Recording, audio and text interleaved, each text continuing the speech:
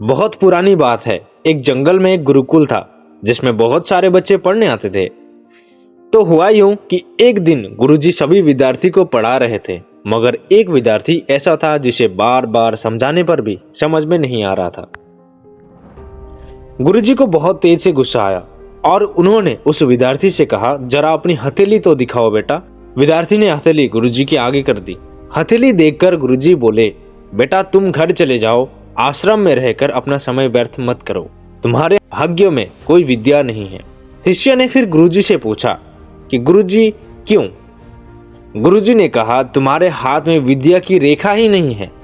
गुरुजी ने एक होशियार विद्यार्थी की हथेली उसे दिखाते हुए फिर कहा, यह देखो, यह विद्या की रेखा, यह तुम्हारे हाथ में नहीं है, इसलिए तुम समय नष्ट ना करो और घर चले जाओ और वहां अपना कोई काम करो।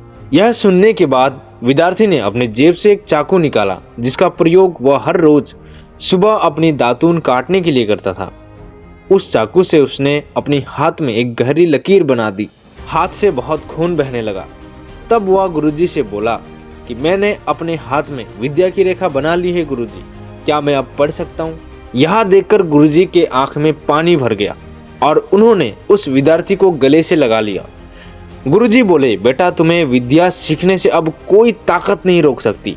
यह दृढ़ निश्चय और परिश्रम हाथ की रेखाओं को ही बदल देती है। दोस्तों, वह विद्यार्थी आगे चलकर महर्षि पनिनी के नाम से प्रसिद्ध हुए, जिसने विश्व प्रसिद्ध व्याकरण अष्टाध्यायी की रचना की है। इतनी सदियां बीत जाने के बाद भी आज 2700 वर्षों बाद भी विश्व की किसी भी भाषा में ऐसा उत्कृष्ट और पूर्ण व्याख्या का ग्रंथ अब तक नहीं बना। दोस्तों, इस कहानी की शिक्षा ये है कि लोग चाहे जो भी बोले, हम हर एक को गलत साबित करते हुए अपनी लगन और कठिन परिश्रम के दम पर जो चाहे वो सब कुछ हासिल कर सकते हैं।